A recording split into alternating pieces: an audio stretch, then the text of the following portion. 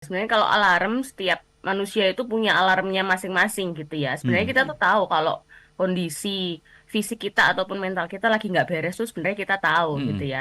Tapi kembali lagi seberapa seseorang ini bisa aware dengan alarmnya gitu, dan juga batas apa ya, ambang stres gitu ya. Seseorang bisa menahan suatu beban sendirian tanpa Mm-mm. dia merasa sendirian terus, itu berbeda-beda gitu. Oke, oke. Nah, ketika seseorang ini merasa ada yang nggak beres dengan dirinya dan dia masih bisa cari solusi dan ya masih bisa terlaksana lah solusi itu meskipun mungkin tidak 100% berhasil, ya Mm-mm. maka dia masih oke lah gitu ya. Meskipun sepi, sendirian, sudah terlalu lama sendiri gitu ya. Sudah terlalu lama sepi terus gitu, terpuruk, Heeh. tapi dia masih bisa melakukan kegiatan harian dengan baik.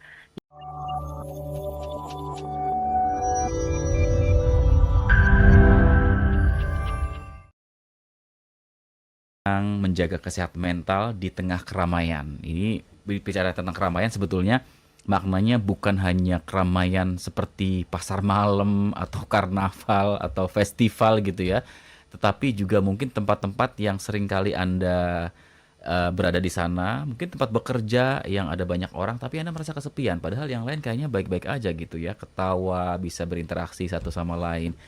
Nah, ada batas toleransi nggak sih Kak?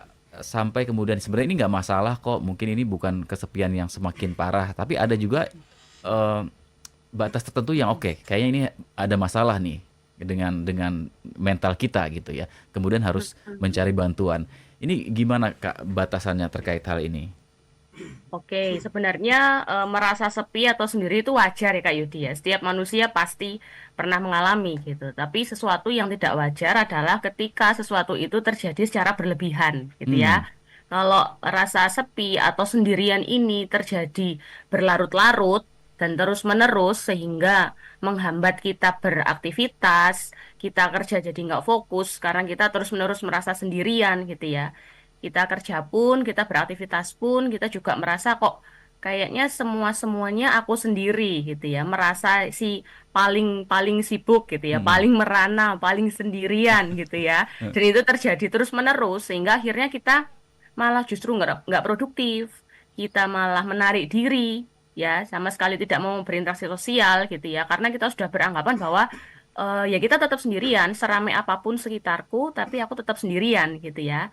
Nah, ketika kondisi itu berlangsung terus-menerus gitu ya, 2 minggu sampai 1 bulan secara terus-menerus, Mhm. dan itu juga menghambat aktivitas kita sehari-hari, menghambat kemampuan pikir kita sehari-hari, menghambat kemampuan kita untuk menyelesaikan suatu masalah gitu ya, maka kita butuh bantuan profesional nih kayaknya gitu Hmm, ya. Kita bisa curhat, datang ke psikolog, atau mungkin sekarang kan banyak juga ya layanan online untuk betul. kesehatan mental. Nah, itu juga bisa dicoba gitu buat sahabat Sonora. Jadi hitungannya tadi 1 bulanan ya Kak, kalau itu sudah berlangsung Ya, kurang lebih cukup lama maka hati-hati. Tapi kalau misalkan mungkin hanya sehari 2 hari itu masih bisa ditoleransi ya Kak ya, ya, bisa ya, itu masih wajar lah gitu ya. nggak Ada berlebih. juga mungkin yang sampai mengganggu tidur misalnya gitu ya. Hmm, Sampai dia kesepian, rasa sendirian, entah yang tidurnya berlebihan gitu ya. Gara-gara "Ah, aku sendirian nggak ada teman, ya udah bodo amat tidur terus gitu ya."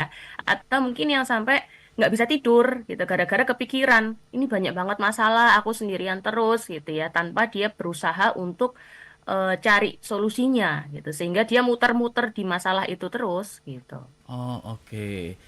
Wow, jadi kalau misalkan momen-momen ini mau Natalan nih bentar lagi atau mau Lebaran gitu ya, kalau kumpul keluarga tiba-tiba sibuk dengan kegiatan sendiri itu bukan bukan bukan itu ya, bukan kesepian seperti itu ya. Enggak, bukan.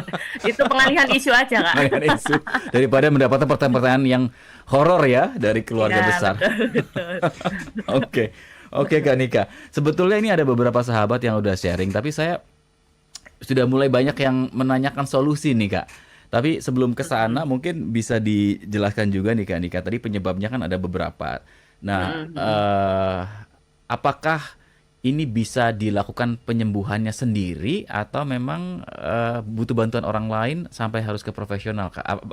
Punya sistem gak sih diri kita itu untuk oke ini salah sebetulnya nih kalau saya merasa terus dalam kondisi dan situasi seperti ini saya harus melakukan sesuatu supaya saya bisa normal kembali gitu. Ada nggak Mm-mm. dia dari diri kita punya punya alarm atau apa yang akhirnya membuat kita pulih lagi gitu, Kak? Oke, sebenarnya kalau alarm, setiap manusia itu punya alarmnya masing-masing gitu ya. Sebenarnya Mhm, kita tuh tahu kalau kondisi fisik kita ataupun mental kita lagi nggak beres tuh sebenarnya kita tahu gitu mhm, ya. Tapi kembali lagi, seberapa seseorang ini bisa aware dengan alarmnya gitu. Dan juga batas apa ya, ambang stres gitu ya. Seseorang bisa menahan suatu beban sendirian tanpa mhm. dia merasa sendirian terus, itu berbeda-beda gitu. Oke, oke. Nah, ketika seseorang ini merasa ada yang nggak beres dengan dirinya dan dia masih bisa cari solusi dan ya masih bisa terlaksana lah solusi itu meskipun mungkin tidak 100% berhasil, ya Mhm. maka dia masih oke lah gitu ya. Meskipun sepi, sendirian, sudah terlalu lama sendiri gitu ya. Sudah terlalu lama sepi terus gitu, terpuruk, Heeh. tapi dia masih bisa melakukan kegiatan harian dengan baik, ya itu nggak masalah gitu ya. Yang menjadi masalah itu tadi ketika apa ya, ada istilahnya ADL, Activity Daily Living gitu ya. Mhm. ADL ini adalah rutinitas sehari-hari dan itu mencakup kebutuhan ya rawat diri gitu ya, makan, ya olahraga, ya kegiatan sosial, berinteraksi maksudnya interaksi sosial, Mhm.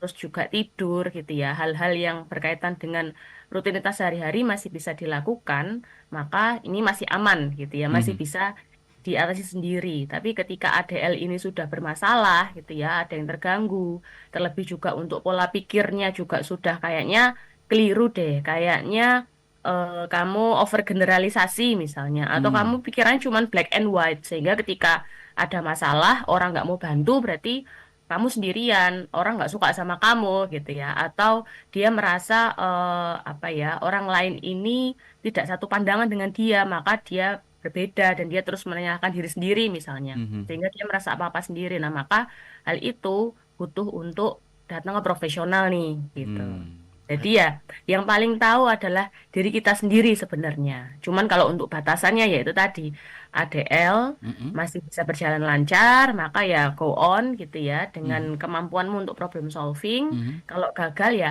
coba lagi gitu ya. Tapi ketika sudah ada yang keliru nih gitu ya, ADL-nya tidak jalan, rutinitas sehari-hari juga terganggu, pekerjaan ataupun kuliah ataupun sekolah itu terganggu. Kemudian juga pola pikir kita kayaknya sudah mulai tidak beres nih gitu ya, Mhm. maka itu perlu bantuan dari profesional gitu. Ketahuilah bukan hanya hitam dan putih ya, ada Iya, warna-warna lain ya, Kak, ya. betul. Jadi, aduh, sebetulnya kita punya alarmnya sendiri. Kak, pernah nemuin nggak ini dari pengalaman profesional Kak Nika sebagai seorang psikolog gitu ya, mendapatkan klien atau yang dibantu oleh Kak Nika, yang berhadapan dengan kasus seperti ini, apa dampak buruk atau terburuk yang mungkin bisa timbul atau terjadi dari kasus ini jika tidak ditangani dengan baik, Kak Nika? Oke.